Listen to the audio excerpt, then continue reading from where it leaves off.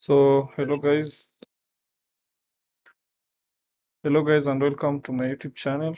So in today's video I want to talk about the minimum Python that you need to start learning Django.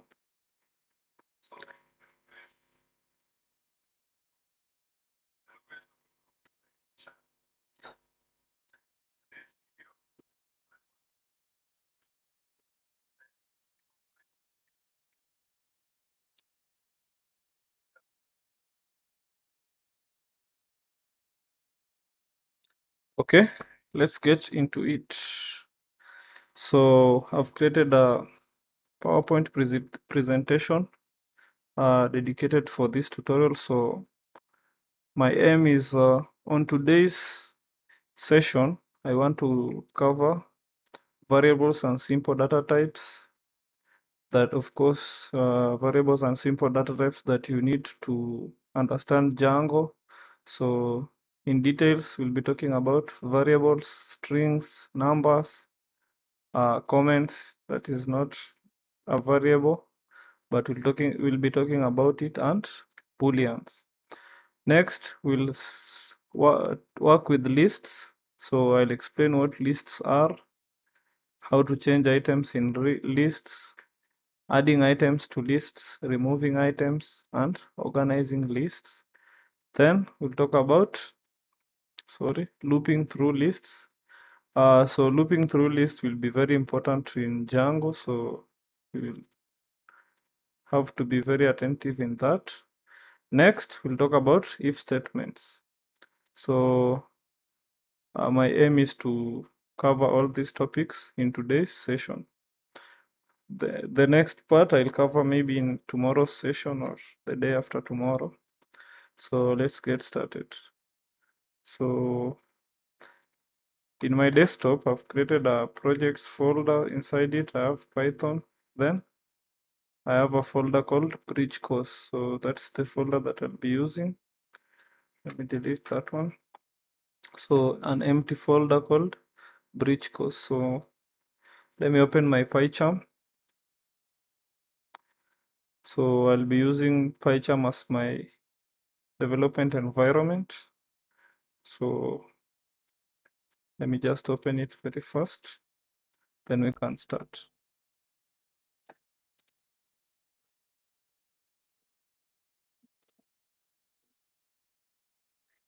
So as we wait for that, so let me explain the description of this tutorial. So in this tutorial, we'll dive into the fundamental concepts of Python programming that are essential for developing web applications using Django framework. So starting from scratch, we'll cover basic Python programming, which includes data types, variables, operators, control flow statements, and functions. We'll also explore. So this video doesn't end today. Today I'm just trying to cover the things I've said before. So these variables and data types, lists, and if statements. So once we have a solid understanding of Python, we'll move to exploring how Django utilizes the language. So I'm expecting in the later tutorials to explain how we can use Python with Django, but for today's tutorial I just want to explain the chunks of Django that you need to understand before you start learning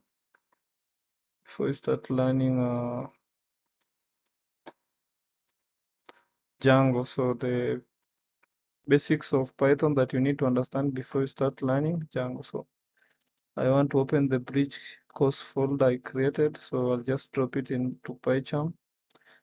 You can use your preferred IDE, or you can use just VS Code or Sublime Text. But if you have PyCharm, it will be better. Okay, so without further ado, let's get started. So first, Something that is not in this document is how to install. I need an empty folder, so let me just delete that main.py that has been created by default. So first, like I said, I haven't added how to install Python into your machine in this tutorial. So to install Python in your machine, you'll download Python. If you're in Windows, you'll go to python.org.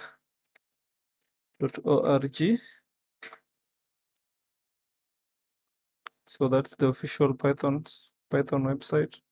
Then if you go to downloads, you'll see here Python download Python 3.1.1.11.4. So you can download for Windows. I think Linux comes with Python pre-installed. Don't know about macOS. I think it also comes with Python. So the version of Python we'll be using is Python 3 in this tutorial. So let's continue. Okay. I've opened the empty folder in PyCharm, sorry.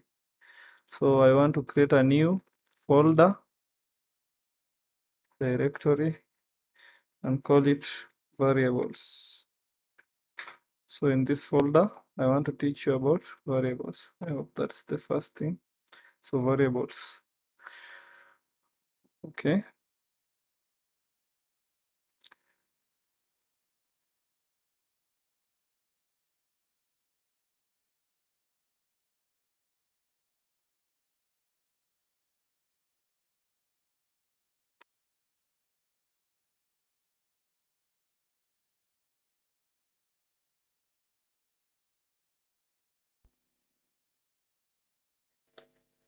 So basically what variables means are they are data storage locations. So let me find an appropriate definition in programming.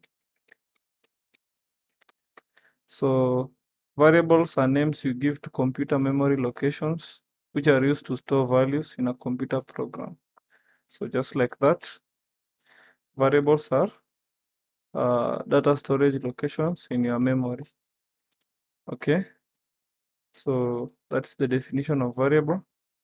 So let me create a new file, Python file, so that we can start coding. So variable lesson1. You don't in PyCharm you don't need to add .py because it will be added by default. But in your case, if you're using VS Code, you'll need to add .py in the end. So inside the bridging course folder, I've created a folder called variables, which I'll be explaining some things about variables. So let's say, for example, you want to type the, let's say, for example, you want to type, let me see.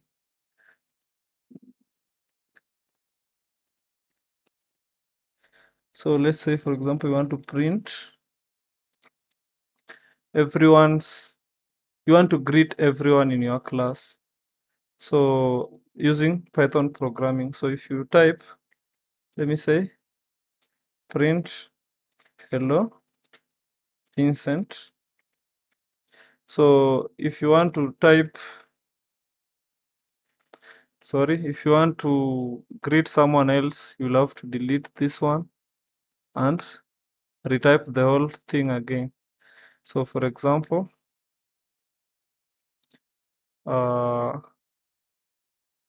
let's say the program was very long and you wanted to greet Vincent. Then later you changed your mind, now you want to greet a different person. Let's say Liz. So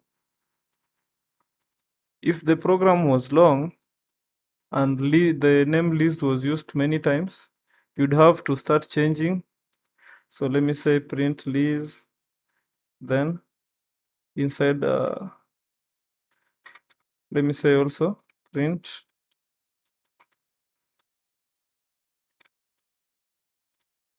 hello, sorry, hello, please,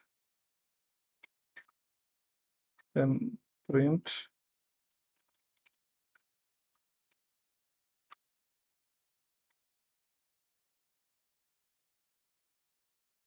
hello, Steve.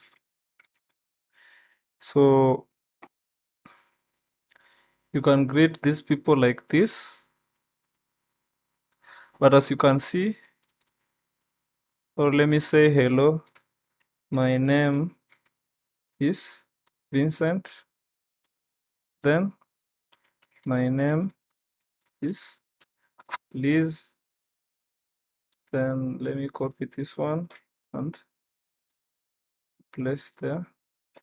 So as you can see, this part, hello, my name is repeated inside all these print statements. So the print function is used to display the output inside the console. For example, let me say the terminal. So let me clear my terminal. So in this case, if I run this program, I should see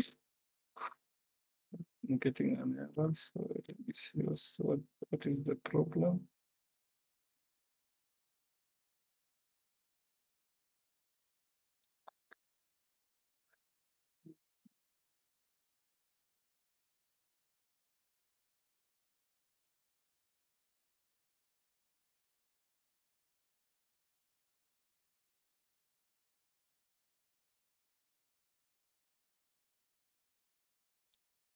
Saying that I don't have such a file. Let me use Visual Studio Code instead of PyCharm. Visual Studio Code. So let me try using Visual Studio Code instead of PyCharm.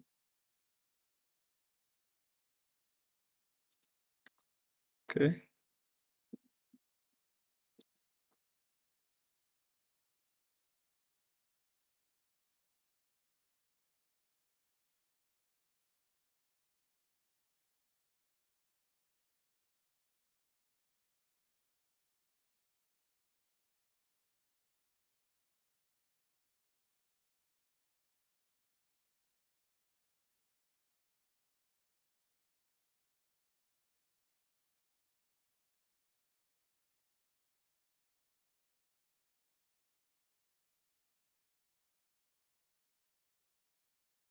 Okay, so I've opened this one. I don't want this code, so let me just open a new window, then close the old one.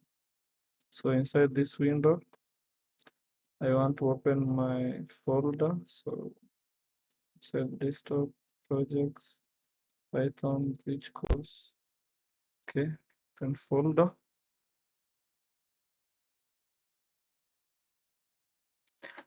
Okay, this one was created. Sorry, before that, let me trust the authors then. Let me just delete this folder. It was created by PyCharm.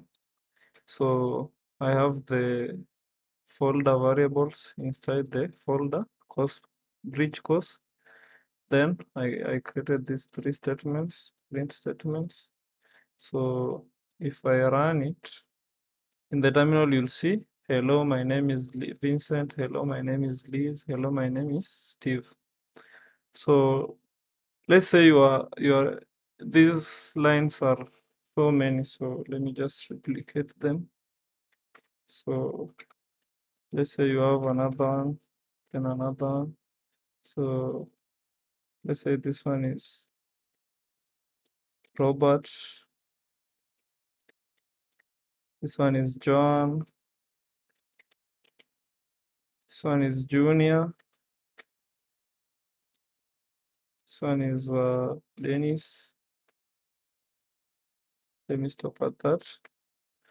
So let's say these are the names. And at the moment you are saying, hello, my name is Vincent to all these names.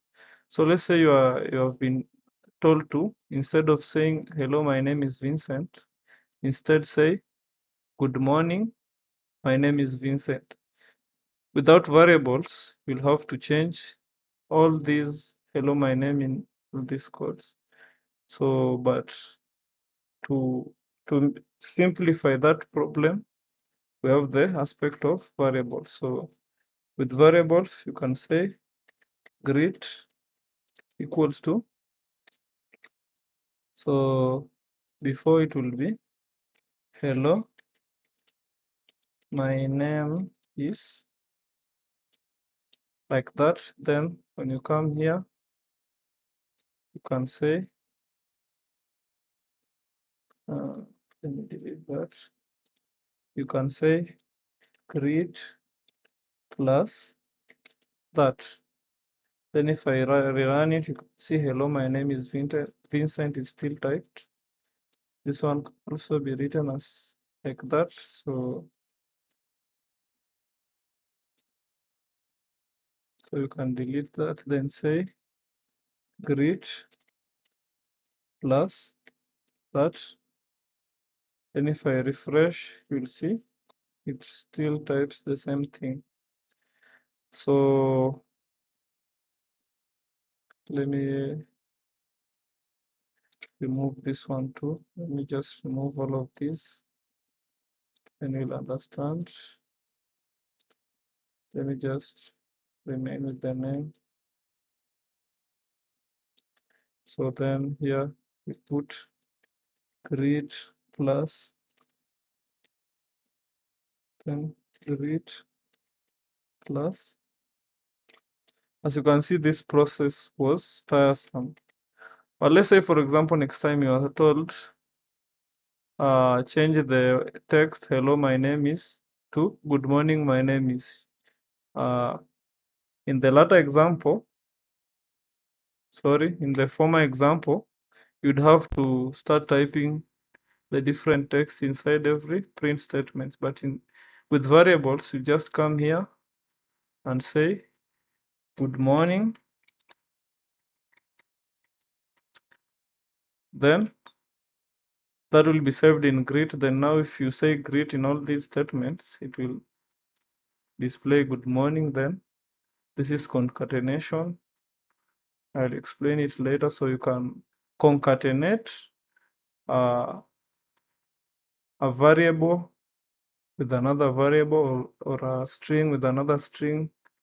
It's just like, let me say, for example, I can concatenate my first name with my last name.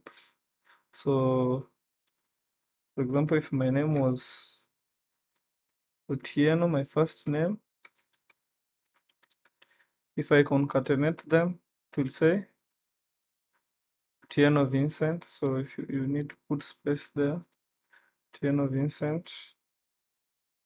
But in this case, I just want to print what is written in greet. So it will say, good morning, Vincent, good morning this, good morning that, and good morning that. What if you wanted to say good evening? You just come here and say good evening instead of typing good evening in every print statement, which is tiresome. So that is our first concept in variables. So there are various naming conventions in variables. So there are rules for naming variables. So one of the rules are, so let me use comment. I'll explain what a comment is later. So one of the rules is a variable must start with a letter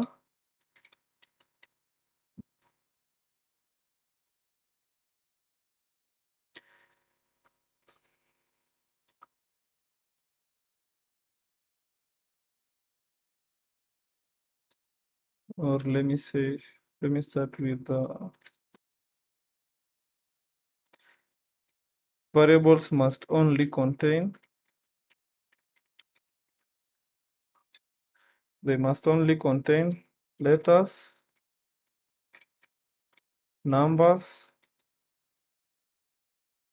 and underscores. So variable names must only, let me say variable names must only contain letters, numbers, and underscore. So examples of variables can be letters. I can say person. With the numbers, can say person 1. Sorry, you can't have space. Person 1. Then with underscore, I can say person underscore 1. So these are examples for the first rule. Let me put them together. So the second rule is spaces are not allowed in variable names. So you can't have a variable like person 1. Sorry, you can't have a variable like person 1 with a space in the middle, or student 1. These are wrong, so those are wrong. Instead, you should say person 1, student 1, or with the underscores, just like in the first one. Okay, so that's the second rule. For the third rule, you cannot use Python keywords. You cannot Python keywords as your variable names. So for example, you can't call your variable for, which is a keyword in Python. You can also not call your variable float. You cannot call your variable print. So these are keywords. So you can check out. Let me find a list of Python keywords that you can't use as your variable name. So inside W3 schools, you can see these are the keywords, some of the keywords that you can't use as your variable name. So you can't call your variable import, you can't call your variable if, you can't call your variable global. All these names, you can't call your variable all these names. So that's a rule by Python. Okay.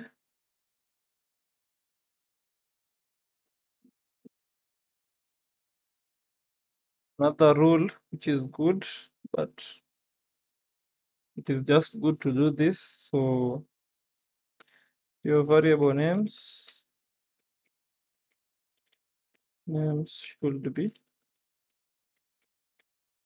short and descriptive. So your variable names should be short and should describe the information that they are storing. So for example, if a variable is for a name, it is good to call it, if a variable is holding a name, you can call it name. Just like in my variable was storing a greeting, good evening, so I called it greet. So you should also adapt to that. So this is an example of this rule. Okay. Another rule is that variables cannot start with a number. So let me say variable can start with letters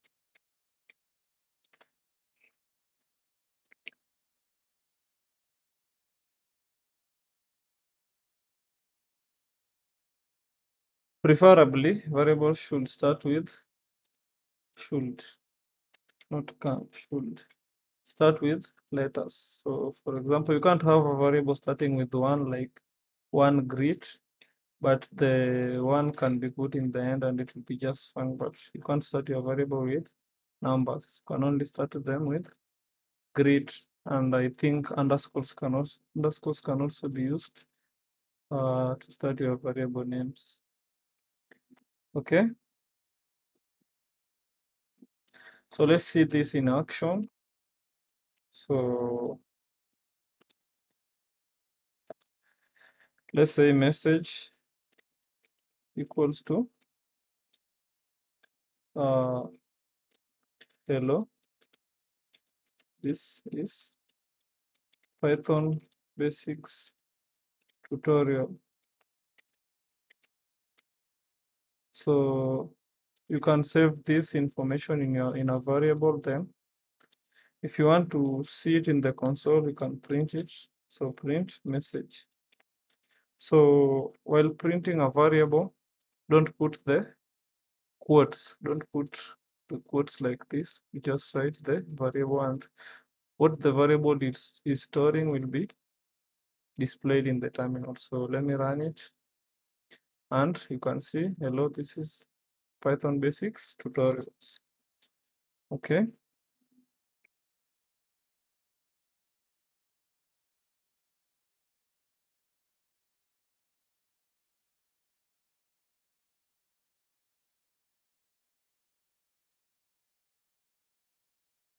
So let's say for example, let's say you forgot to add one s.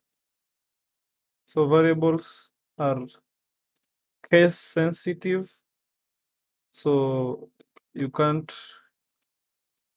call a variable with a capital M. If you saved it with a small m, it will return an error. So let's try and see that. So you can say name message is not defined. Did you mean message? So it will tell you the right one.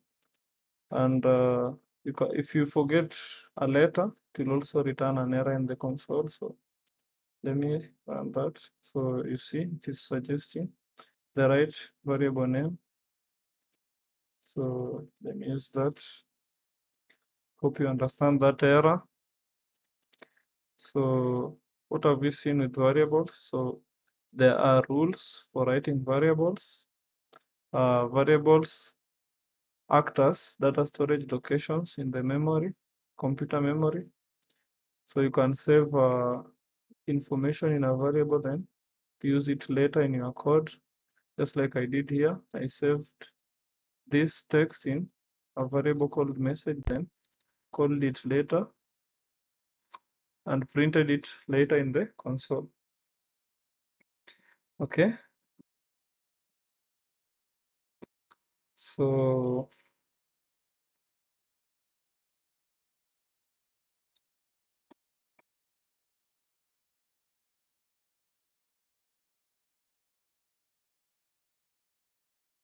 I hope we are together till now.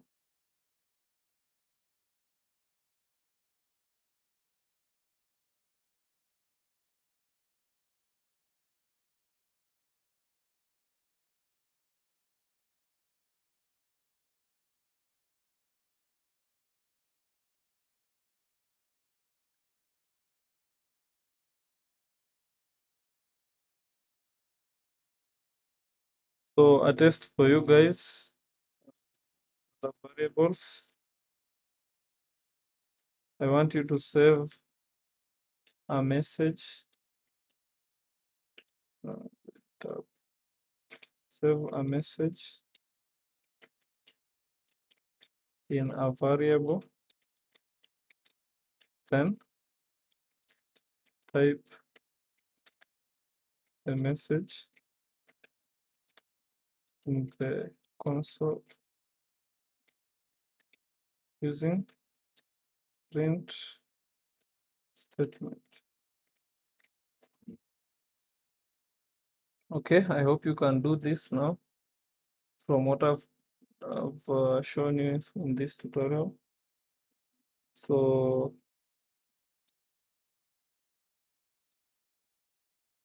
If you are able to do that, you can move to the next topic in this tutorial.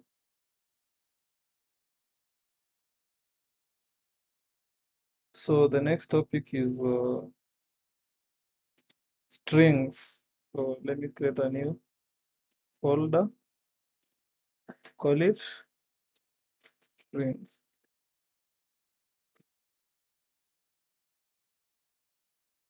So we've already used string in the first example, but what are strings exactly? So that's what we are going to explain in this part.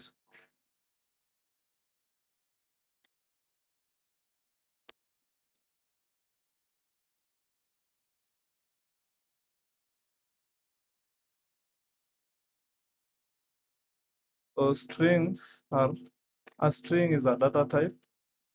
So let me create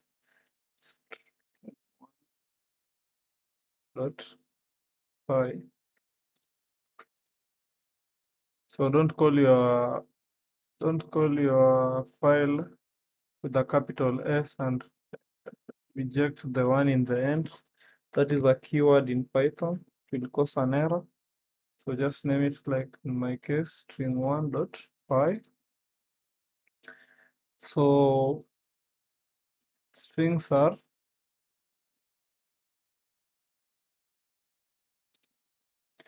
strings are, what are string data types? So, I mean strings programming. Sorry.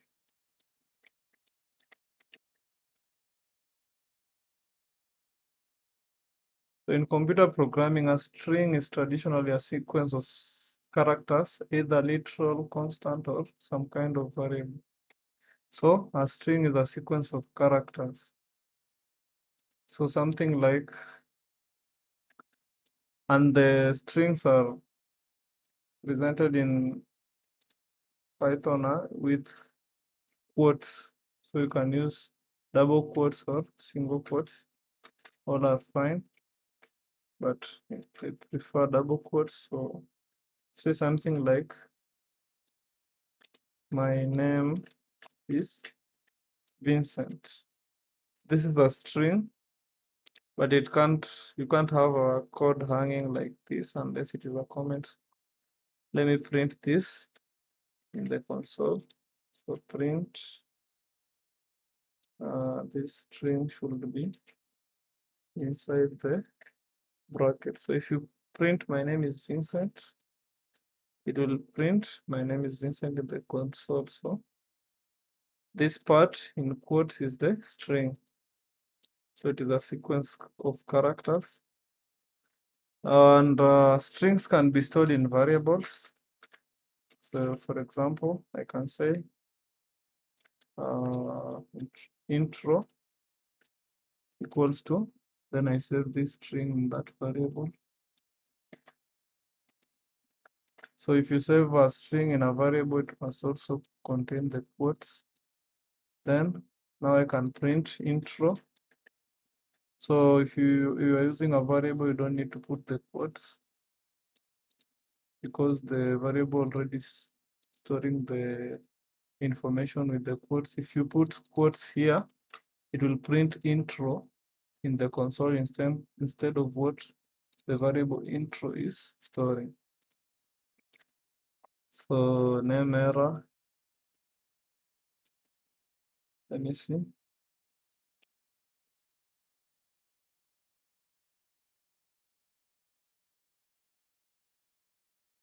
Name intro is not defined. Let me just print intro here. So if you print a variable, it will say my name is Vincent, just like before. So I hope you've understood something about strings and something about variables. Variables will be important in Django, so you must remember them and the rules for writing variables. So once that is done, I can now go to the next part. So let me say something also about strings. strings pi, so strings 2. Let me name this one strings also, so that you don't confuse them with the, so strings 2. So if you want to write a multi-line variable, multi-line string, so let's say intro2 equals to, so you'll use triple quotes.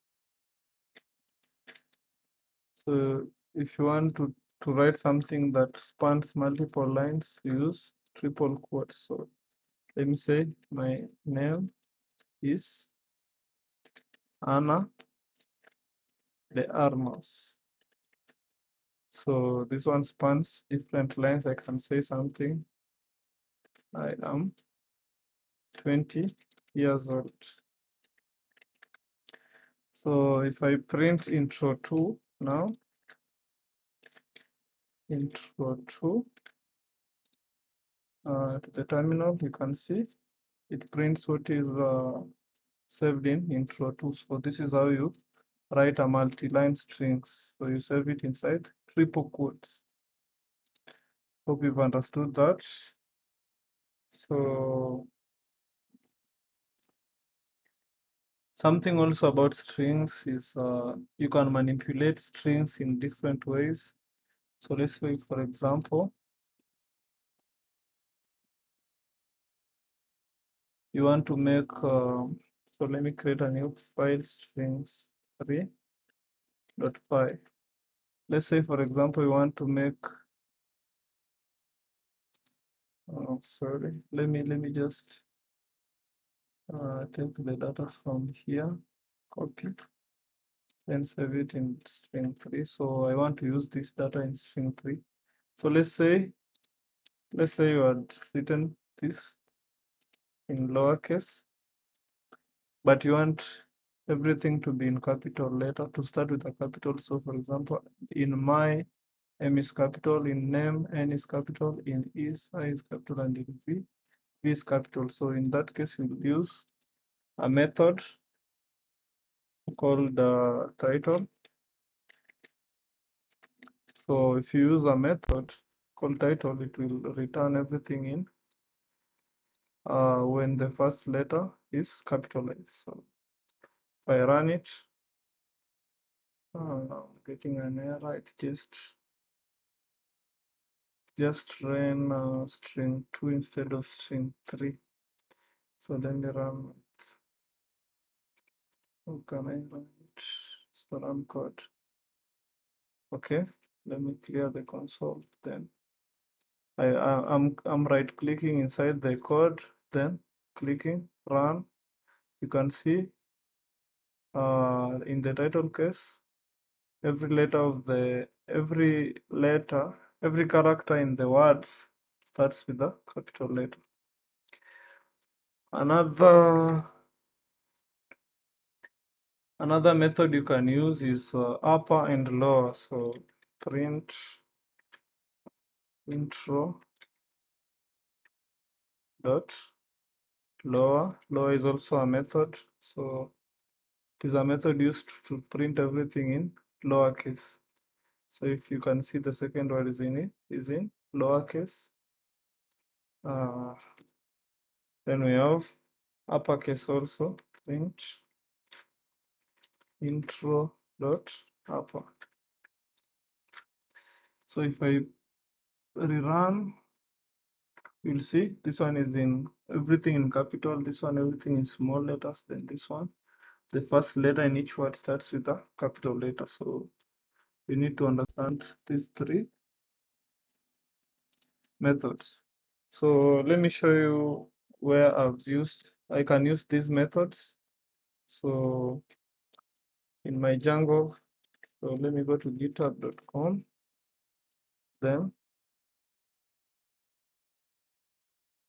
I have this Django repository. So if you look at the website, so this is the website that is represented by that code. Let's give it some time to load.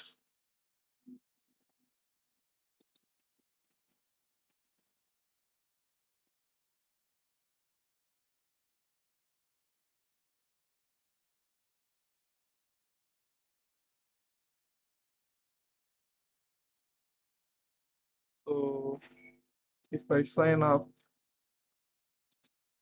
let me sign in. So I already have an account. So if I sign in, I want to show you something very important. An application of these methods. So as you can see for now, hello Vincent. The name starts with a small letter. What if you want to display this name in capital letter? So in that case, you can use the upper method if you want to display it in capital letters. If you want to display the first letter in capital only, you can use the dot title. And methods must end in bracket. So what the methods must end in bracket. Okay. So what next? I can teach you next. So we learned how to use variables with strings, strings with variables. I've used multi-line string. Okay. So what else can I say?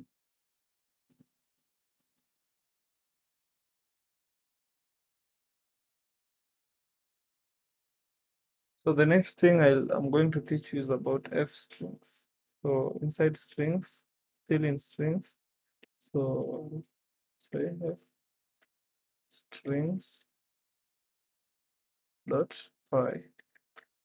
So f strings. So f strings helps you to combine variables and strings together in your code.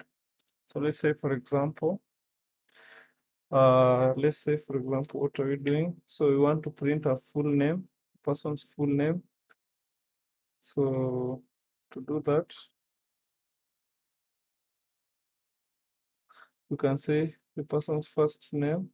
Let's say his first name is equal to, so let me say my name Vincent. Then the last name, let's say the last name is Otieno, also my name. So if you wanted to print this one using f strings, you'd say print, then inside the bracket put an f, then quotations, quotation marks. Then everything you want to take in variables, you can put in curly braces and say, let's say for example, first name. So if I print that, it will print the first name, Vincent. So let me reprint, see Vincent. Then if I want to output the second name, I can also put in a bracket. So let me say last name, last name. Then if I print, you can see everything in the curly braces will be used as a variable. So let's say good morning, sorry, good morning. First name, last name, what will it print? So this one is not a variable, it's just a string, this part up to this part. So I haven't put it in a curly braces, but the variables, I must put them in curly braces while using f string. So if I print it, I'm getting an error, so it's there. First name is not defined. So that is the problem. That can remove that comma. Oh, so the comma was the problem. Yeah. So if you print this time,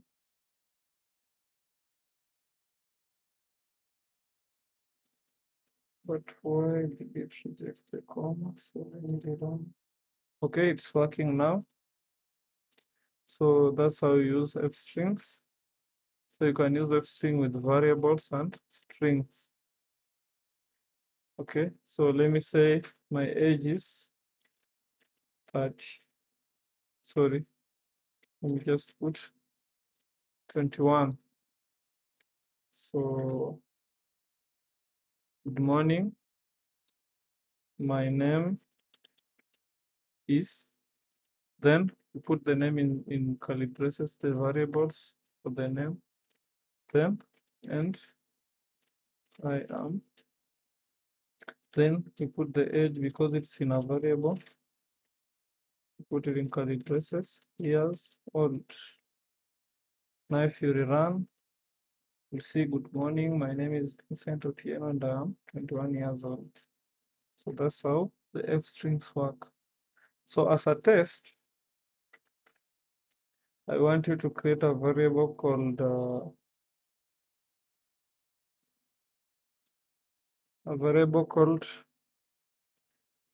school, and put your school there, and a variable called name, put your full name there, and a variable called home, put your name there. Then I want you to print using f strings, my name is, add your name, my school is, add your name of your school using f strings as a variable. Remember you saved it here as a variable, and my home is dash. So for this you need to put your variables and print them using f strings. So that's a test. You can do that to try yourself. So then put this in comments. So that's it.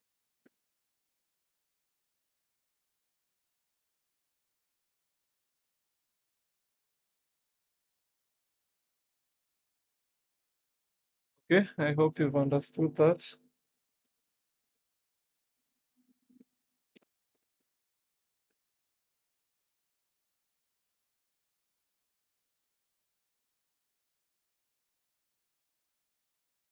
Next thing I want to teach you is about white spaces in strings. So that file, I'll name it string,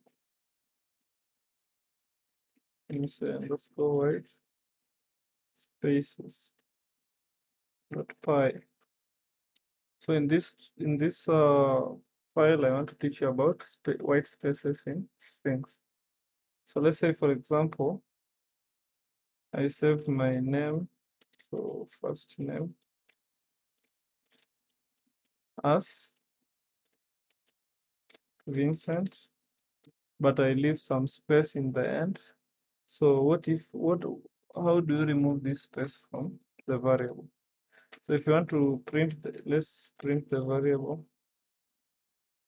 So print first name. So if I print that, you won't notice, but there is a space in the end. I think that's the space. Okay. So what if you want to remove this space?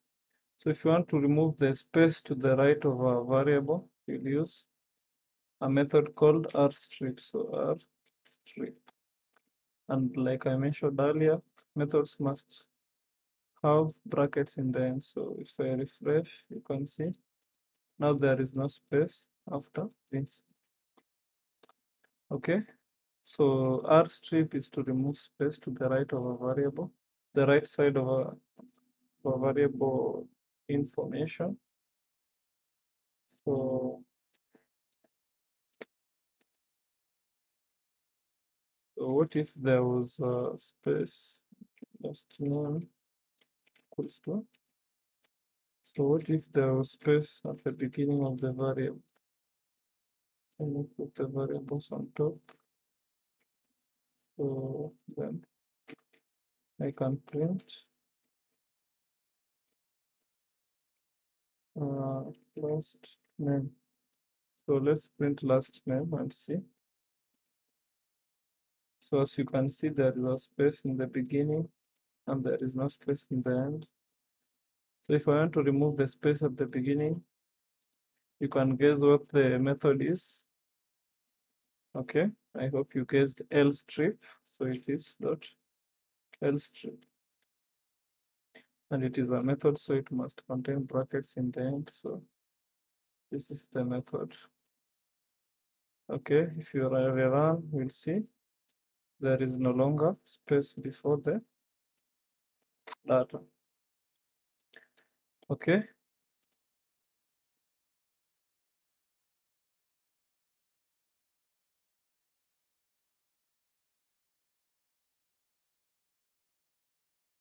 Okay.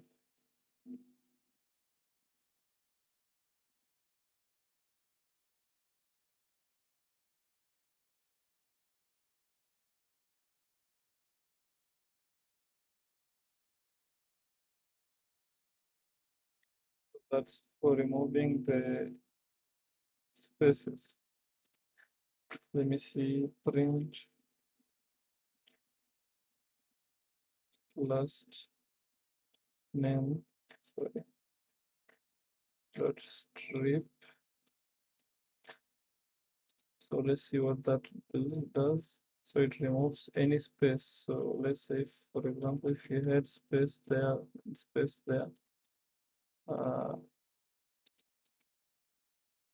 the last one will remove space from both the right and the left side. The center one will remove only space to the right, so you'll still have space to will remove space from the left side, so there will still be space remaining in the right side. The first one will remove space from the right side. Sorry, it will remove space also from one side and leave the rest, but this strip will remove any space from the variable. So let me say, for example, for default, query run. So it removes space both from the right and the left.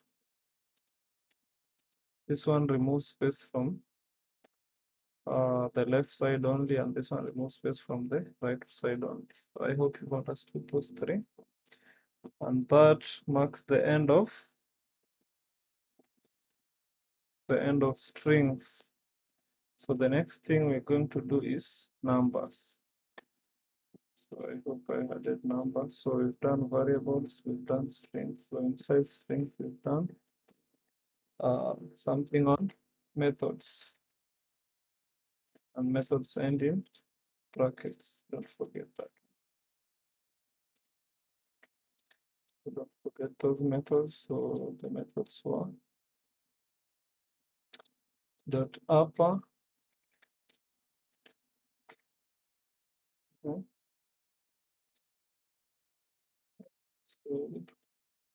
comma, dot lower. The next was sorry, it's lower, not lower, lower, then dot title. Those were for changing the case. Okay, the next one was dot r strip, dot l strip, and dot strip.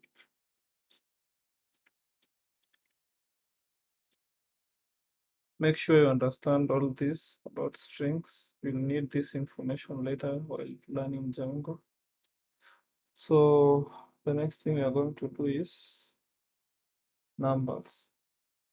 So in numbers, we have integers, we have floats,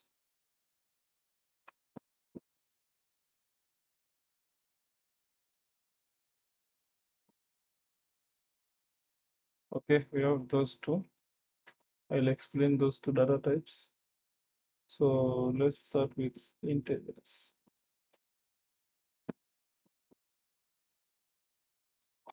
So there are various operations that can happen on integers. So this includes addition, subtraction, multiplication, and division. So for example, so we have something called the Python shell. So if you want to access it, you open your terminal, then just type Python. So if you type Python, you want to play with the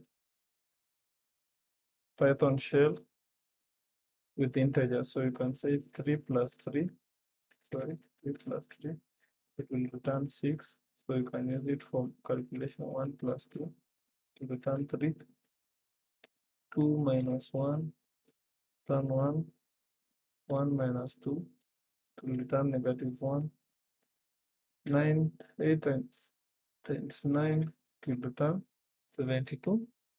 So those are arithmetic operations that can take place, can be done with within the Python shell. So let me create a variable called numbers. Then inside it, create a folder called, sorry, these are folders, folder called numbers. Sorry, not numbers, integers. So integers, new file integers 1 dot py. Dot py because we're using Python. So inside this file, if I say inside the file, you must say print. So print, you can say 3 times 1. So with numbers, you don't put numbers in quotes. You just type them directly. So if I print this in the console, it will say 3. 3 times 8, say 24. What if I print 8 plus 8? What will it say? It should say 16. So 24, 16. What about print 20 minus 40? 49. Should say negative something, so negative 29. Okay. So these are arithmetic operations you can perform.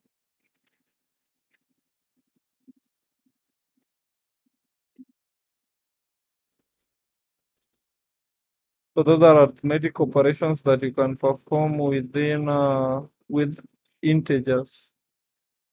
These ones. What about using variables with numbers? So variable numbers. So numbers. .py. So in this file, I want to store some variables inside, some numbers inside some variables. Then once I've done that, I'm going to do some arithmetic operations on the numbers. So let me say age equals to, or let me say year of birth, YOB equals to 2000, then current year, sorry, current year, let me put underscore to make it readable, equals to 2023. So if I want to find my age, I can say age equals to, then I can say the current year minus y would be year of birth. Then now I can print age. So if I perform these arithmetic operations, so first I'm storing the year of birth into a variable and the current year into another variable. So like I've said, you don't put numbers in quotes. So don't do something like this. Sorry, something like this. It's bad. So numbers are just written directly. So if you run this, you should say something like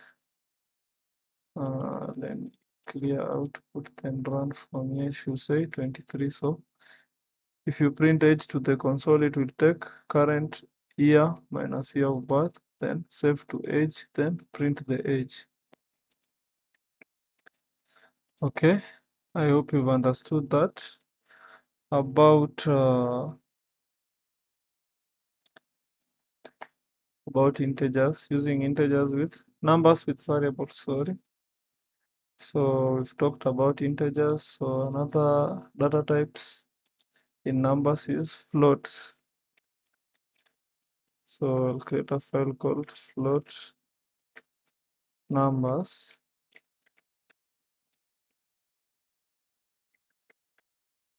.py. So any number with the decimal points can be called a float in Python. So something like 20.1 is a float. Something like 12.0 is a float. Something like 100.3 or 4 or 43, 4.43 is a float. So all these are float numbers. So floats are mainly common in division operations and I think mainly common in division operations. So when you divide two values, the answer should be a float. So let's see that in an example. So let's say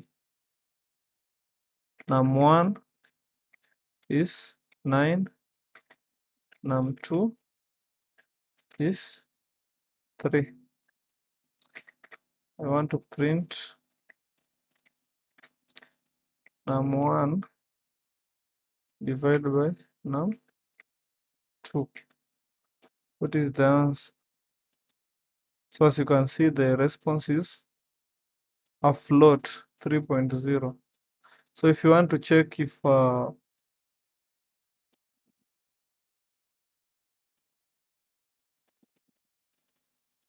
so I'll explain that later to show if a variable is a float or not. I'll explain that later. So let me just put in this in a variable answer equals to then that.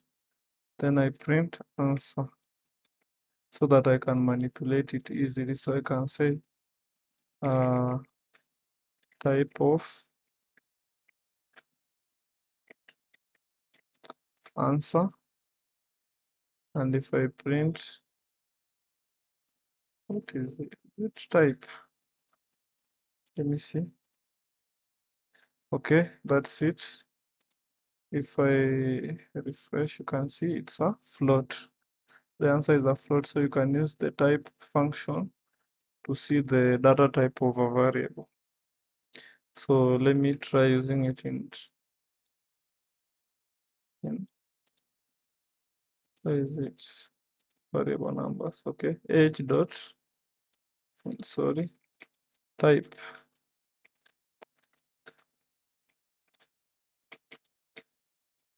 age.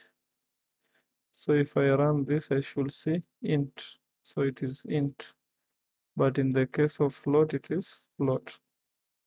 So you can save this one for later. Type is used to show the data type of a variable.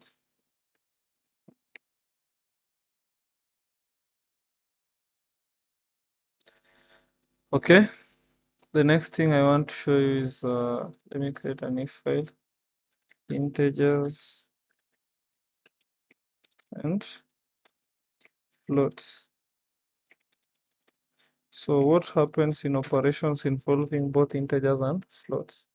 So mainly or normally, when you do an operation that involves an integer and a float, the response will be a float. So let's say, for example, print 1 plus 1.0. The answer will be 2.0, I think. So 2.0 instead of 2. Let's say print 1 minus 1.0. If I run it, the answer is 0.0. Okay.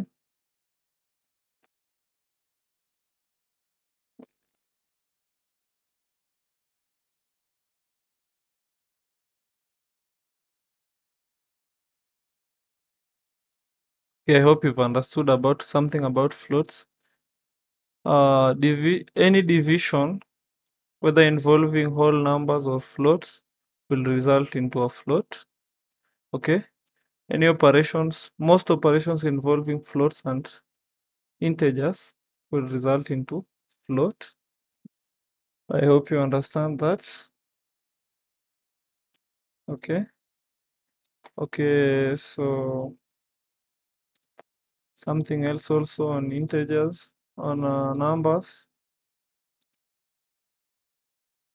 is underscores in numbers dot py. So let me name it like that. So if an integer is very long, let's say like 1 million, you can make it look good by adding underscores after every 3 zeros. So if you print this,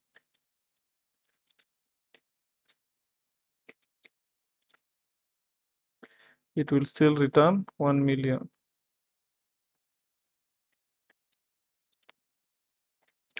So the underscores are just to make your code look good. So I can also store this in a variable. So let me name it data equals to that. Then if I print data, you'll see 1 million in the console.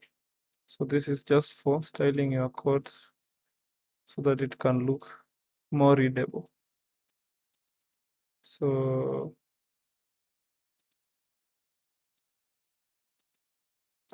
okay, so the next thing I'm going to explain this tutorial is sorry, this was supposed to be integer, then floats. Then float should be inside floats.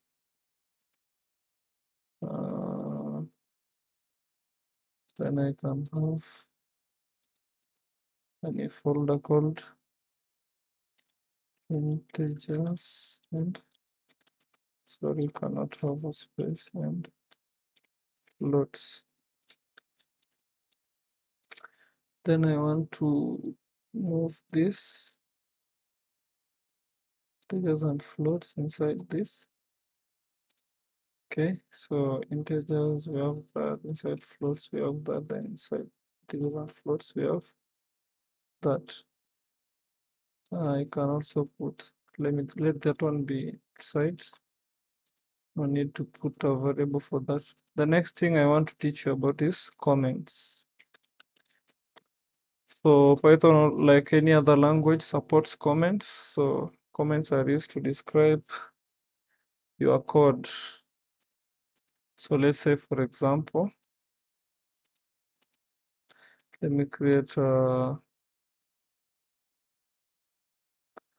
new file called test comment.py. Then if I come here, so comments are used to describe your code, and they will be ignored while outputting your code. So For example, if I say this code returns or prints or displays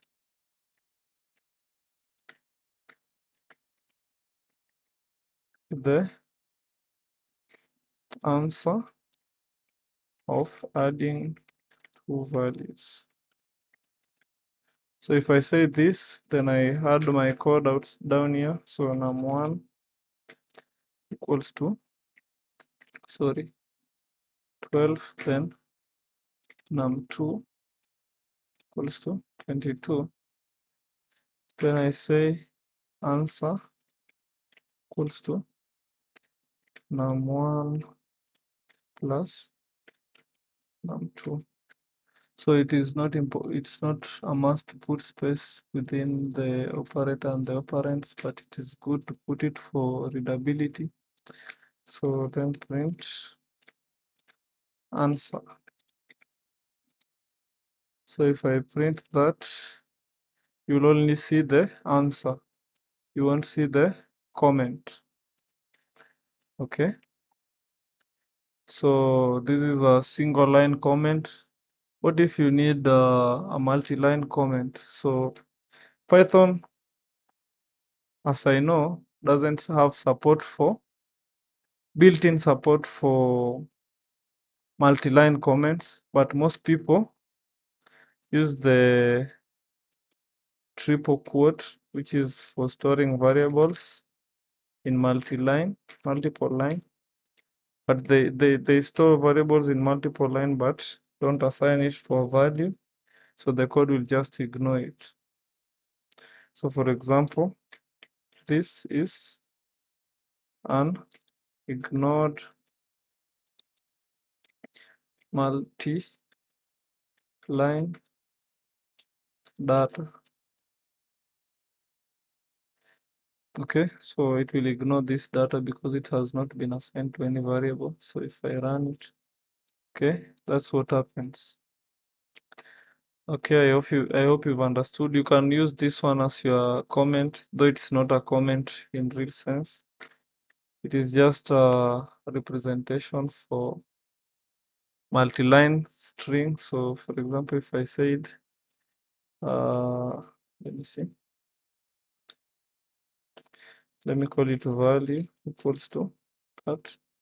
So if I print value instead of this, it will print it. This is ignored multi-line data, but let me just remove it. So if you ignored it, it will be taken as a multi-line comment. So I hope you've understood that. Most people think that this is a variable, but it actually is not. Most people think that it's a comment, sorry, but it actually is not. It's a variable that has just been ignored. Okay, I hope you understand that. So that's all about comments. Okay, the next thing I want to talk about is multiple assignment.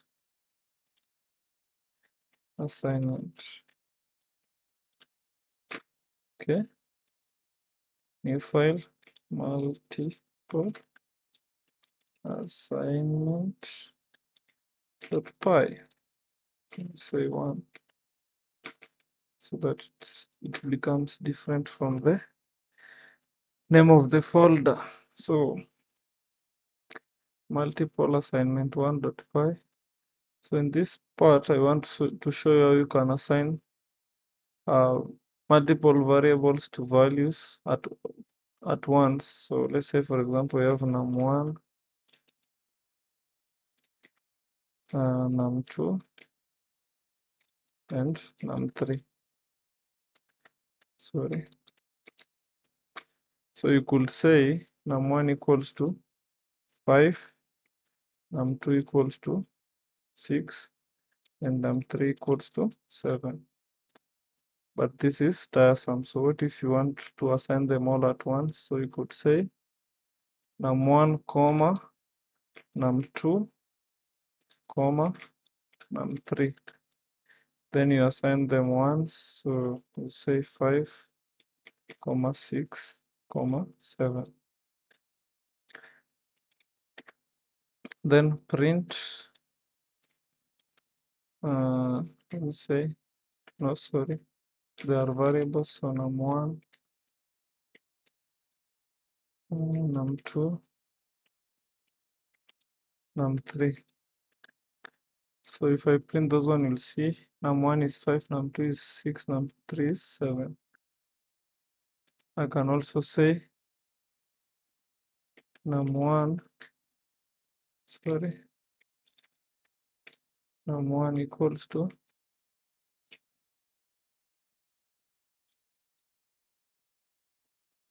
okay, instead of doing that, let me use the f string we used earlier, we learned about earlier. So f, then the variables inside curly braces, like that. Put the variables inside curly braces. Then I can now say num1 equals to that, num2 equals to that, then num3 equals to that. So if I run it again, we'll see num1 equals to 5, num2 equals to 6, num3 equal to 7. So this is how you can assign multiple variables to different values at the same time. Okay, so that is done. Let's let me see, how long have we taken already?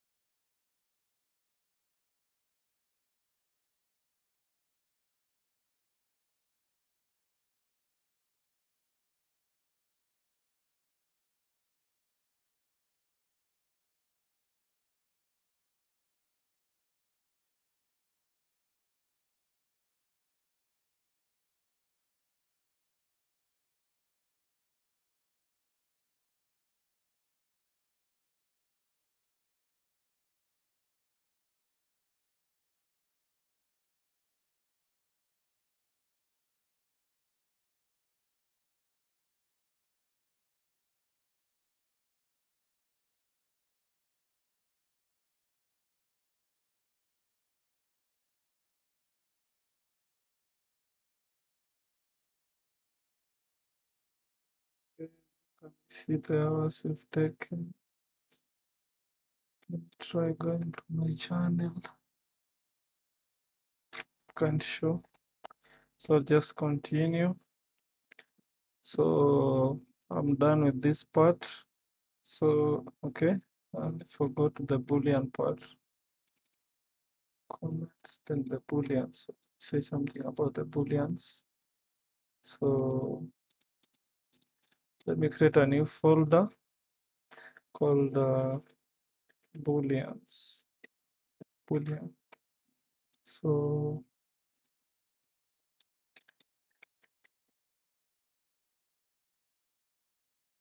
test.py.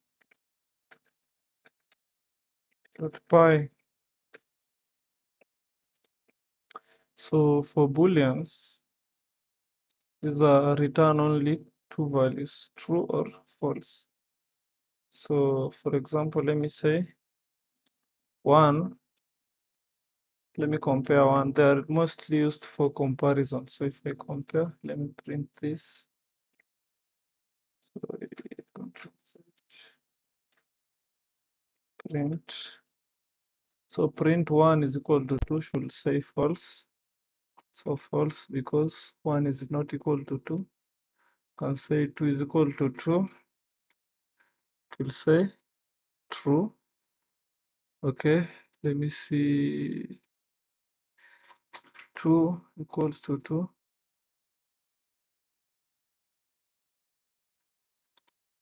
Clear. False. 2 with the string version of 2 is not equal to the int version of 2.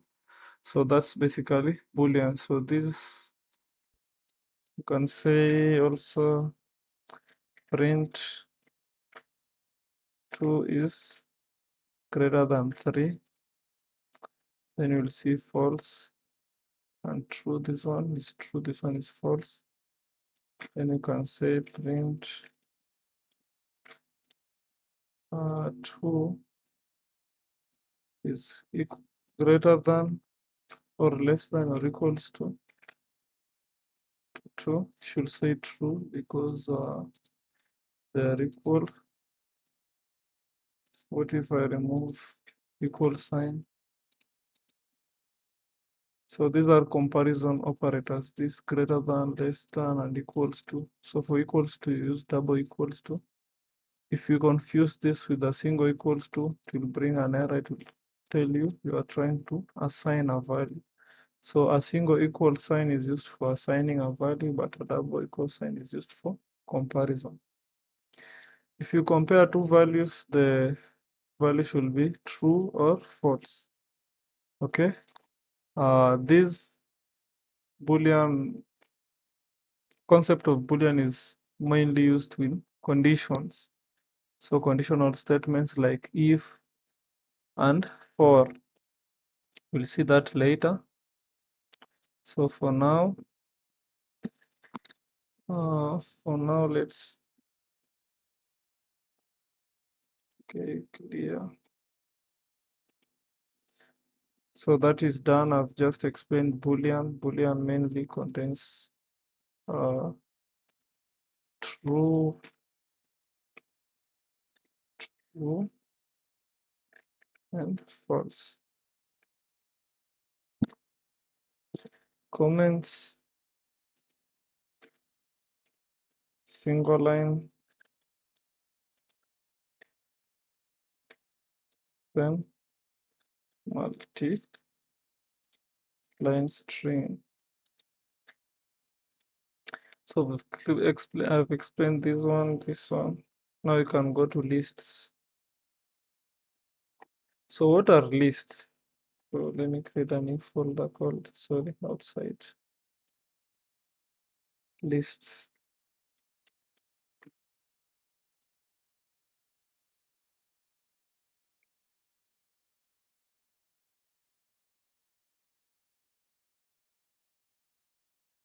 So what are lists?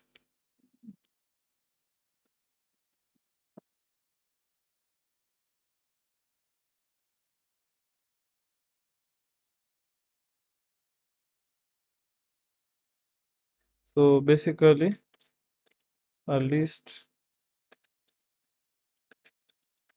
is a collection of items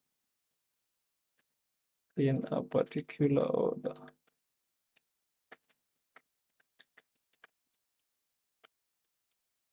So lists are like arrays in other programming languages like C. So let me put another comment in programming languages like C. And C++. Lists are referred to as arrays. Okay.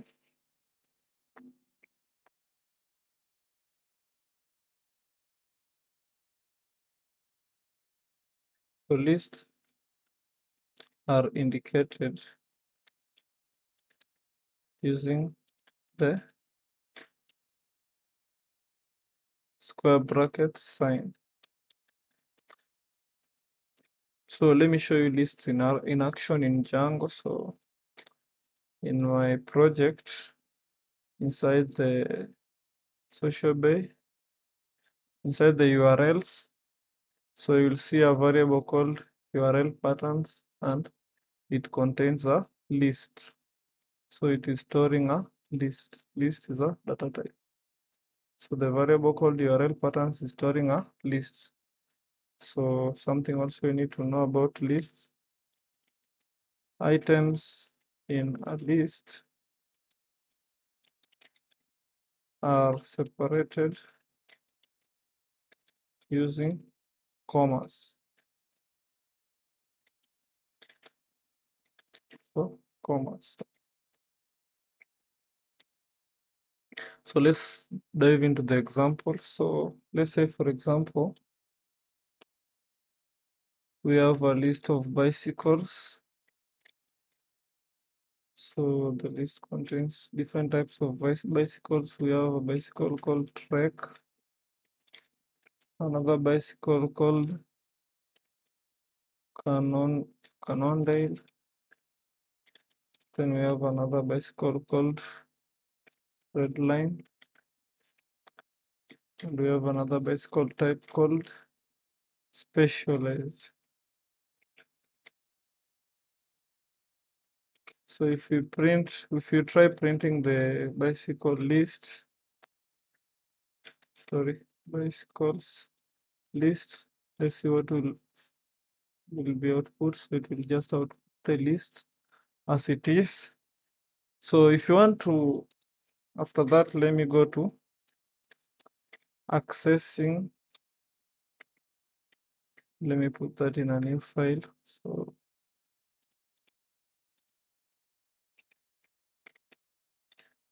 accessing items .py. So let me just copy this list as it is.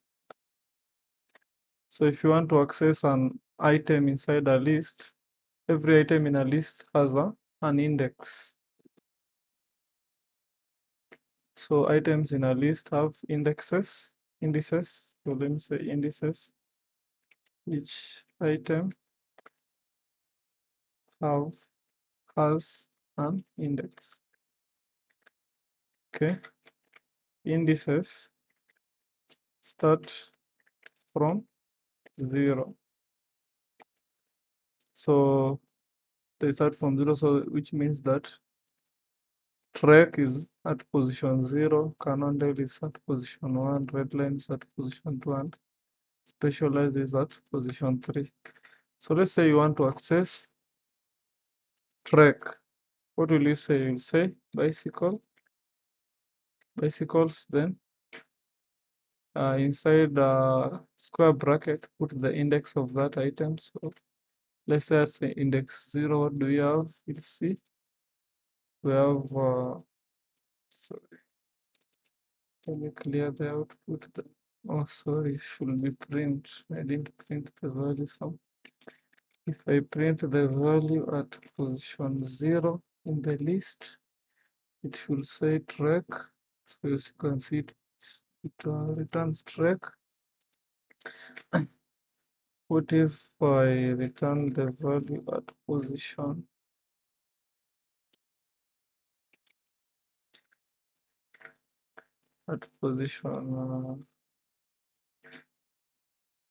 3? So 0, 1, 2, 3. It should say specialized. So the first one at position 0 is Trek. Second one is specialized. So what about we try an index that is not there? So I want to try at index 4. What will we get? Index 4. So at index 4, list out of range. So we don't have an item at index 4. So what if I added an item, black mamba, and then we'll see black mamba is there. So the moment, let me just remove that and that. So this is how you can access items from a list, individual items from a list. Okay. And remember, index starts from position 0 and not position 1. Not position 1. Don't forget this. Okay.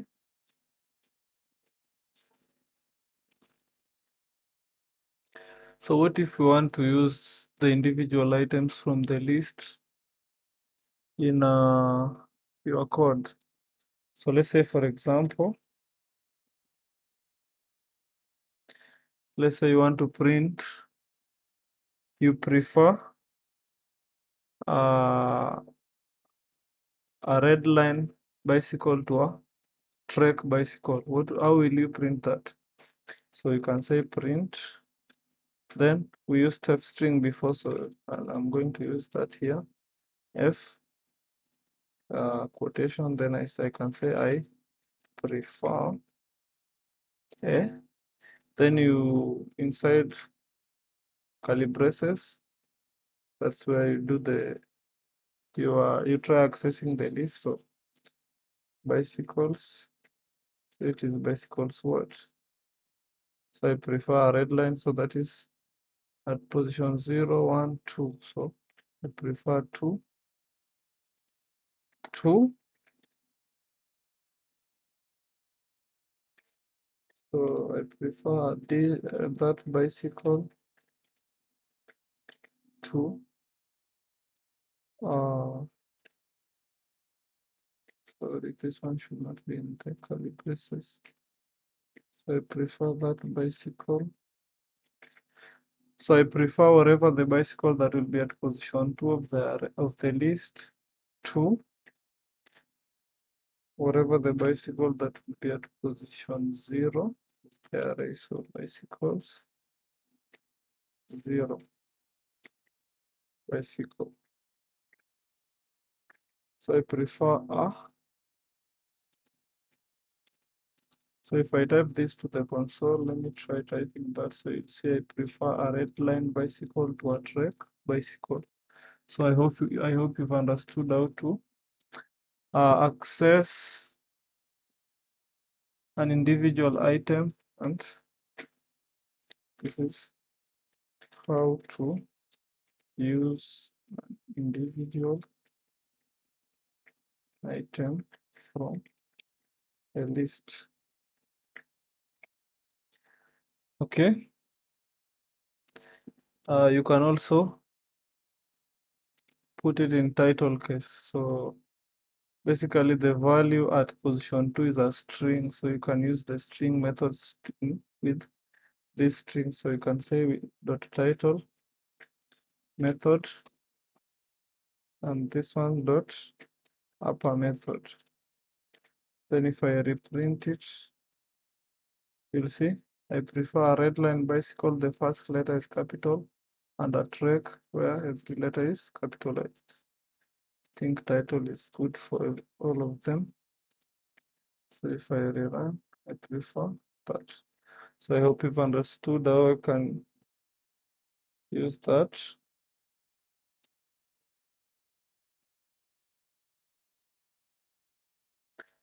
So accessing items in a list. Let me update the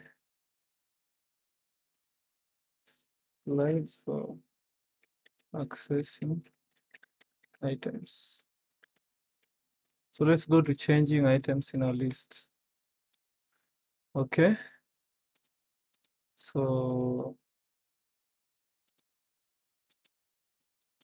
in file, changing items. File.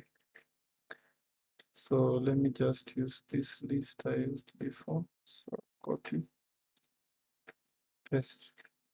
So at the moment, I think everyone knows that a list will start from position 0, position 1, position 2, then position 3. So if you want to access the value at position 0, we'll say bicycles into square brackets, put a 0. What if you want to change the value of position 0? So to do that, we'll say bicycles 0. This means you are accessing the bicycle at position 0, then you can change the value. So let me say it is black mamba. So if I do this, it will change the value of the bicycle at position 0 to black mamba. So let me do that. Then I can print the new list after the new bicycles after the change. So if you see Black Mamba first, then Cannondale, then this one. Okay, I hope you've understood that.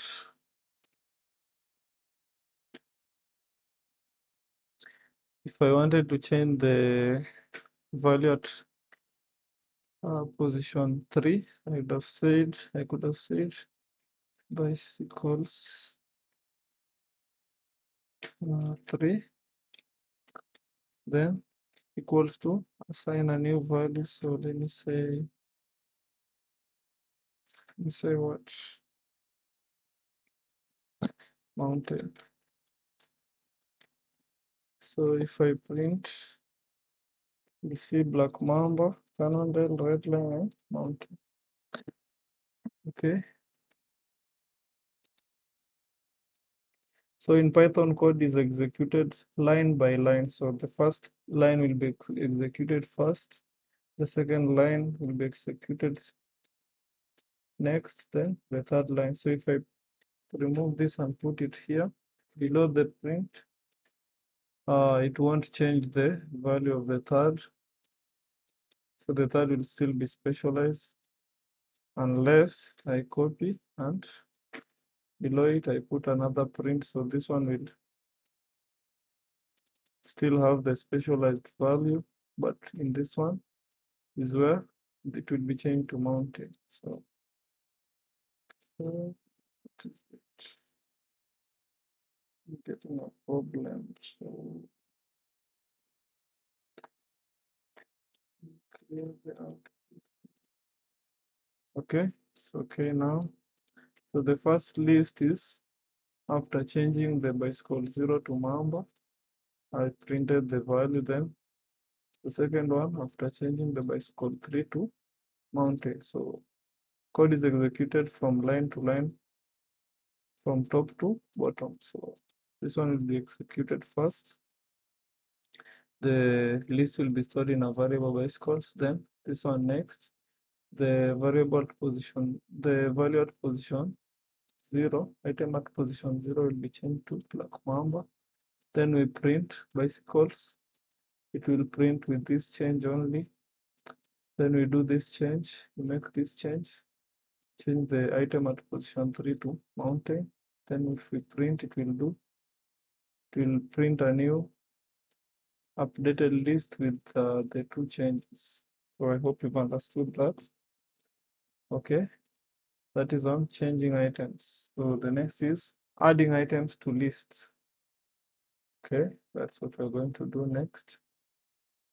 So if you want to add items to lists, that one would use a method.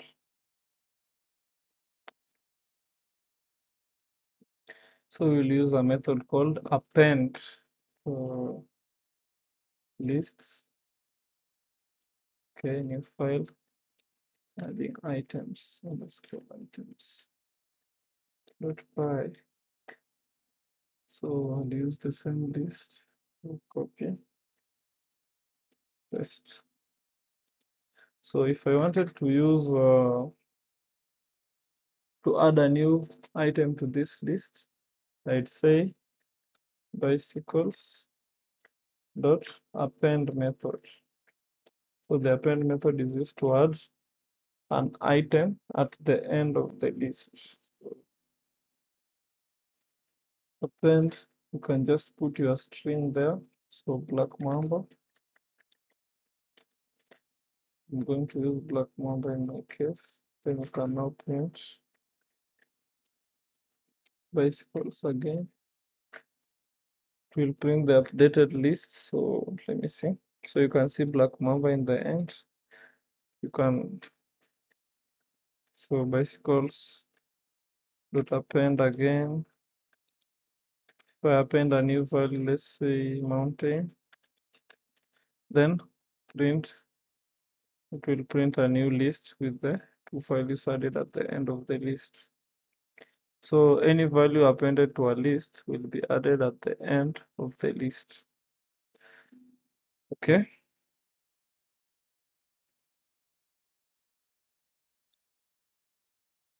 Okay, that's it about adding elements to a list. The next thing we learn is about removing items from a list. So to remove items from a list, you can use the del keyword. So remove item from list.py. So just want to use our list, copy, paste. Okay, let me clear the terminal. So you can use del to remove a single item from a list. So let's say you want to remove the item at position 0. So remove, we'll use del bicycles, then 0. If we print bicycles now, it will remove the track from the list. Okay, I hope you've understood that. If you were to remove the, let me say, copy, or let me remove one first, or 3. To remove 3, specialize will be removed. And let's say if you remove 0 and 3, will remain with Cannondale and Redline.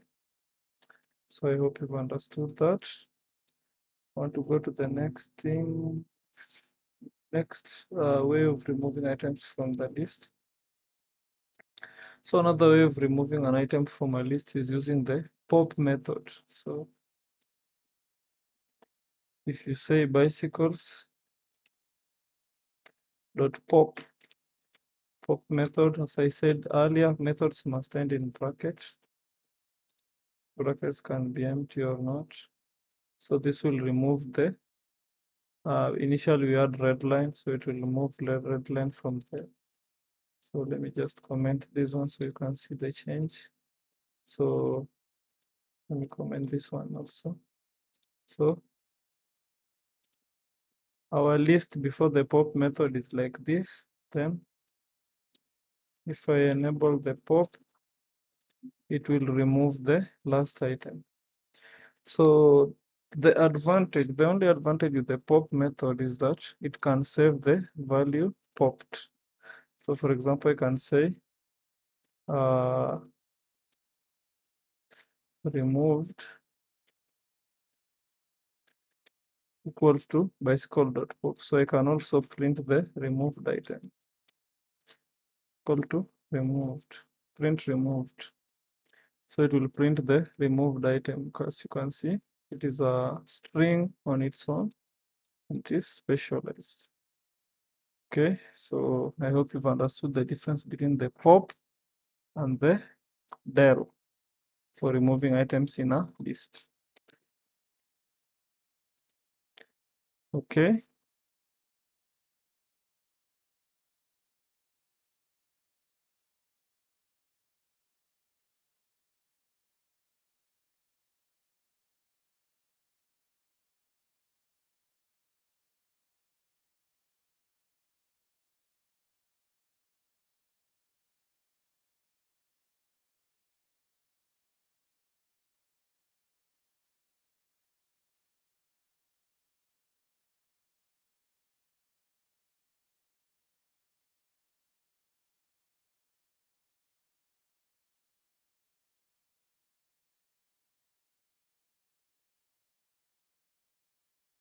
Okay, so that's the difference between the pop method and the del for removing items in a list. So once that is done, let's go to the next thing. So pop can also be used with value. So you can pass in a parameter here, which is the index of the value you want to be popped. So let's say, for example, you wanted to pop the value in the end at position 3. So you could say bicycle.pop3. If you run it, you'll see the value specialized is popped. But let's say you wanted to pop the first one. So 0, you'll see the new list the first item is removed and it is typed on its own. So this knowledge of removing items from list is also important while learning Django. So you need to take very keen note on it. Okay, so that is that. What else can we say about lists? So we've said, talked about accessing items, changing items, adding and removing. So let's see if you can talk about organizing lists.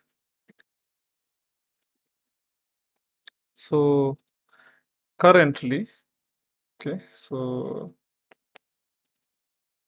I need this list, copy. Then I want to create a new file here, organizing lists.py. Then I needed that list, so I want to use that list also. So at the moment, this list is arranged randomly, and it's in alphabet. C comes before T, but this list is not arranged alphabetically. So there are methods in Python that can be used for that. So for example, you can say bicycles.sort. So this will sort the values alphabetically. So if I print it, let me print it and see. So if you print that, some code the output.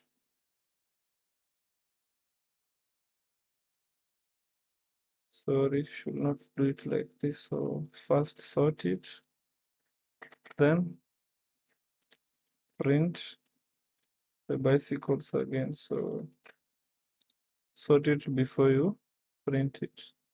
So if you print it, you'll see it is arranged alphabetically. So C comes before R and these ones. So the list is sorted alphabetically.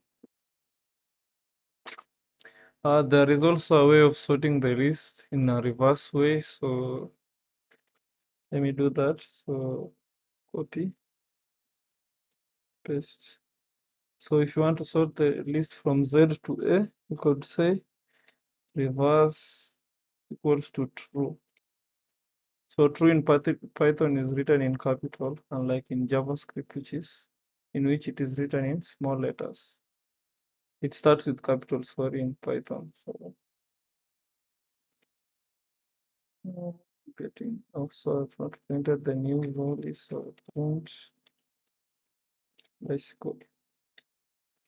bicycles. So let me clear the terminal then. As you can see, this one is arranged alphabetically from A to Z, then this one is arranged alphabetically from Z to A. So this one is also important while presenting your data in Django. So you need to take note of that also.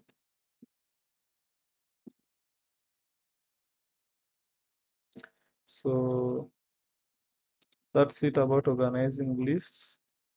So the next thing I'm going to talk about is in lists is looping through lists. A list. So let me say a list. So let's say you want to print all these items separately. So for that, you'll use a loop. So looping through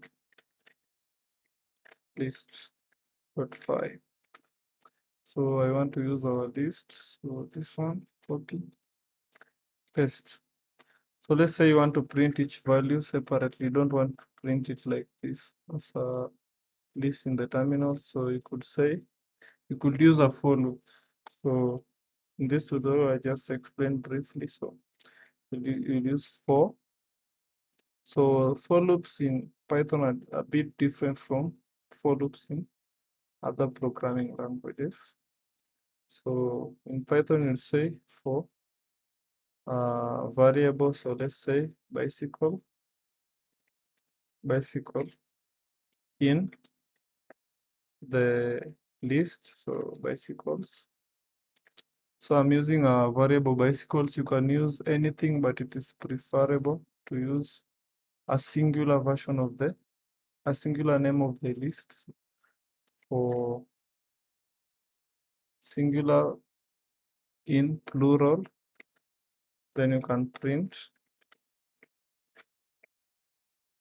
bicycle.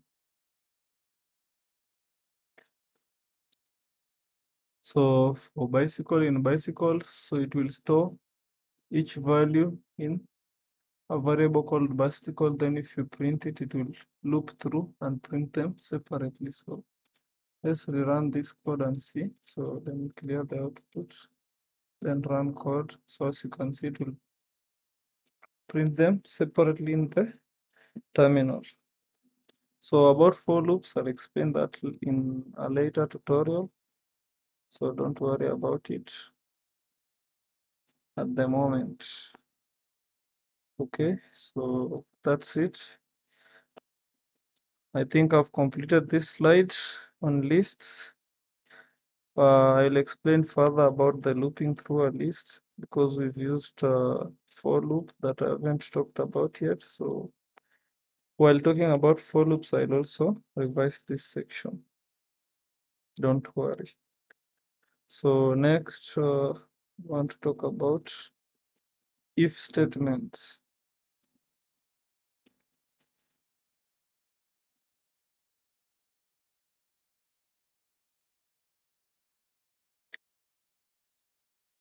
So in programming,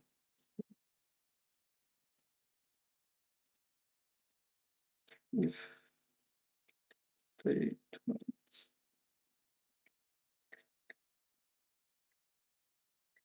So in programming, you always face some problems that require conditions. So let's say, for example, let me show you in my website. So you can see that at the moment it's showing hello Vincent, but if I log out, let me log out and see. So at the moment you are seeing here hello Vincent. What if I log out? My internet is a bit slow, so let's give it some time. Okay, I've been logged out, so now you can't see hello Vincent. So that's one application of if statements.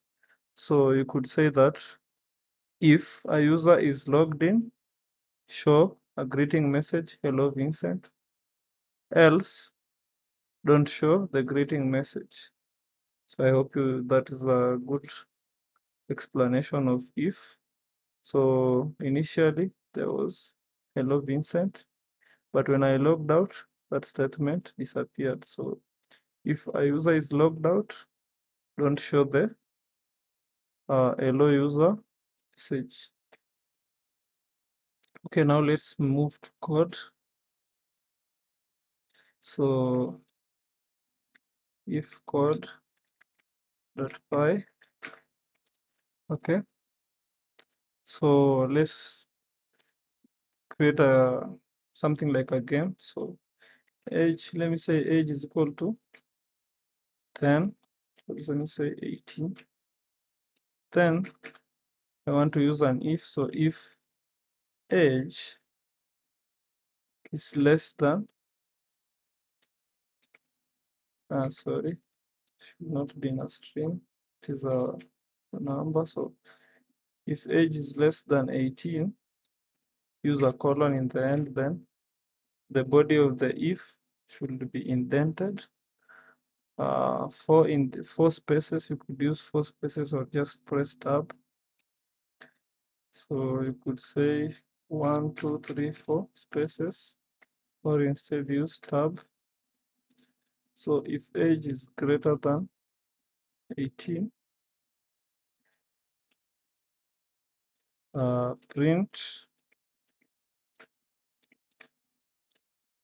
you are an adult. You can say that. So let's run the program. So clear out. So let me say equals to or greater than. So you are an adult because the age is 18. So if I put 17 here, what will you see? And there must be an error. Less than, it should be greater than. So not less than. So if we put 17 here, you'll see nothing. But if we put 18, you'll see you are an adult. If you put 19,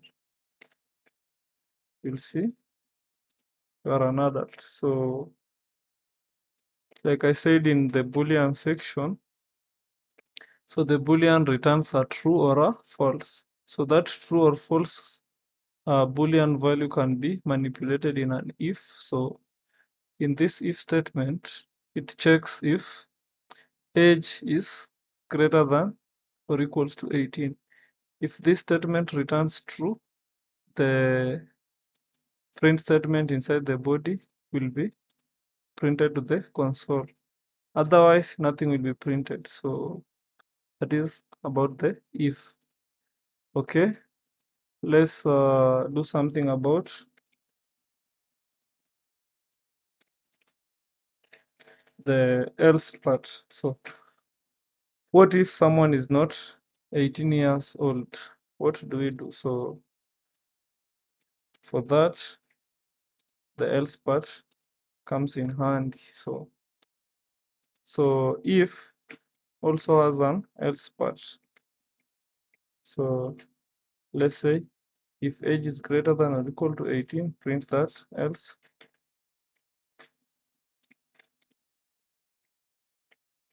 you are still a child and can't make your own decisions. So if your age is greater than 18, it will print this one. Otherwise, it will print this one. Okay, so you are an adult. What if you are 10?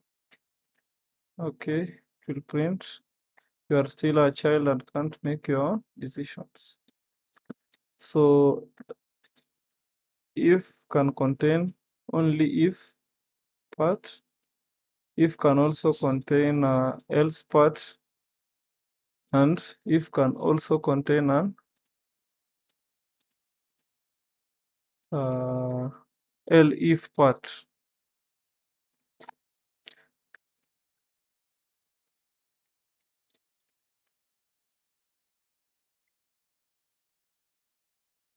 So what if your list contains 3 conditions? What if your program contains 3 conditions? So let's say in a school, people are graded according to marks. So let's say if you get 30 and below,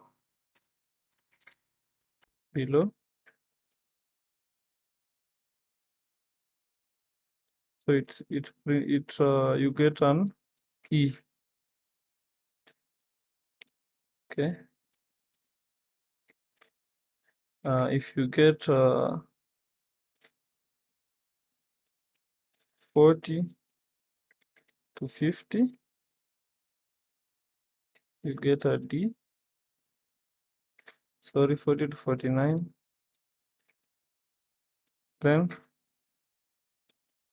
you get 50, 59, you get a C. And finally, if you get a 60 and above, you get an A. This is just a scenario. I'm not saying there is a school that creates like this. This is just a test, an example. So you could say that if, so first let me say grade max equals to, so it should be a number. So let me say 30. So then we go to the if statement. So if I'll start with the higher, if max equals to is greater than or equals to 60, then we'll say print. So a is a character, so it's just like a string, so we'll say a. So that's where a leaf comes in. So else if, that's what it means. Sorry, put another condition, max max is so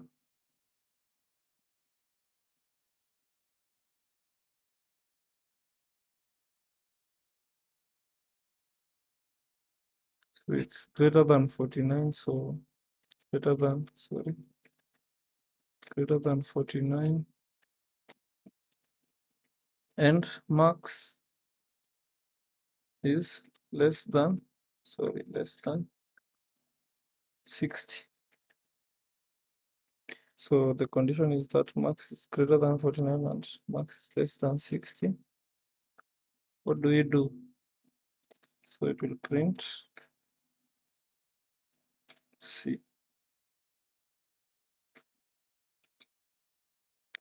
Let me copy paste this. So if you have many conditions, you'd use elif. So elif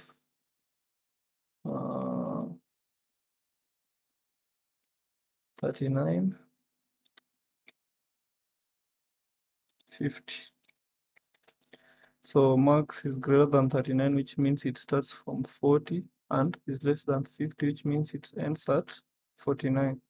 Printer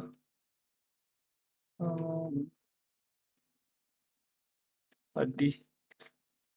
Then else. Let me not put else first. So let me just put elif e. So e 29. So this is from. So this is just if the max is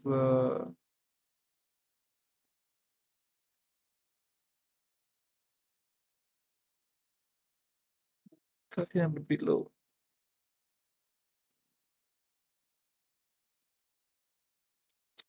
Let me just put it as it is. So less than 30. Print e. Then else. You can say else. Print invalid max. Okay, so you could say this.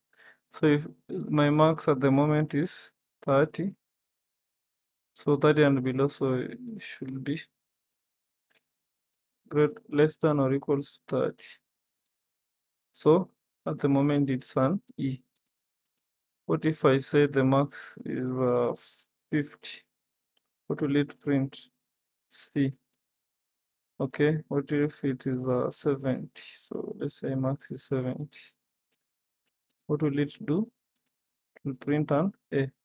So basically, that's it about if. So in if we have an if only part, then we can have an if with an else part, then we can have an if with several elif parts and an else part. So I hope you've understood something about if statements.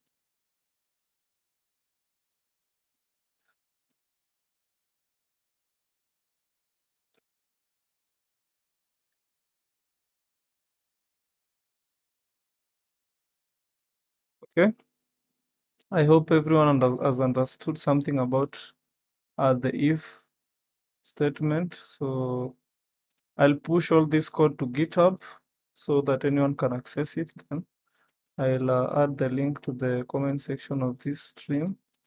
So let me do that right away. So is it clear? So I'm going to push this code to GitHub. So git init. So this is not part of the project. You can ignore it, or you can just follow if you want to learn more, but I won't explain it in this tutorial. So initialize them, git add all, git commit.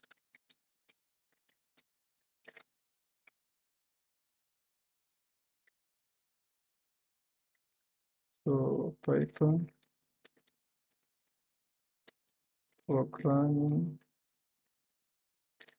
basics for Django day 1. So hopefully tomorrow I'll do a day 2 of this tutorial, and the next day I'll do day 3 of this tutorial. But that can only be possible if I get a good number of people watching.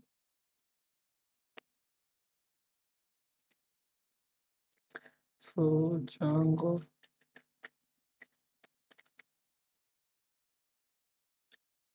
basics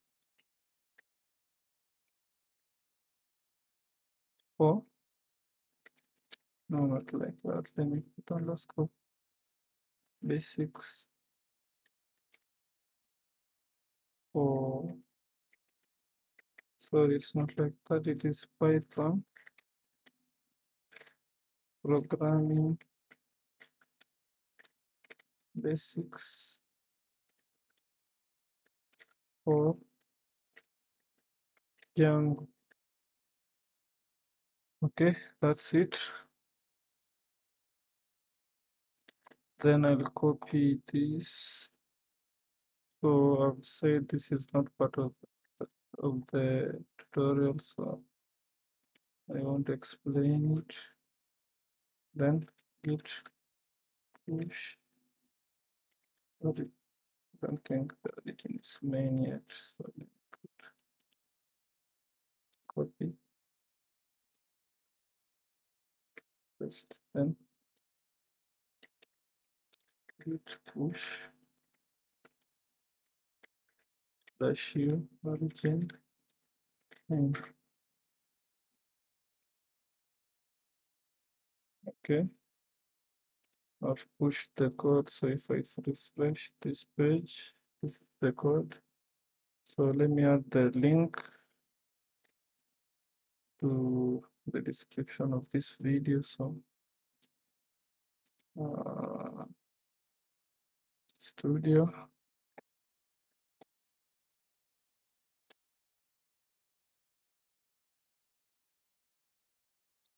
so inside the studio content, then live, then here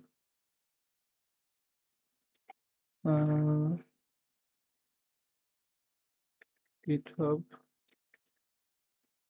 link for tutorial. Okay, save. Okay, that's it, guys. I'm going to end the stream now. Thanks for everyone who watched the tutorial. I really appreciate it. And for those who subscribed, I appreciate it more. Thank you and welcome. Tomorrow, hopefully, I'll be creating a new tutorial. So I'll explain.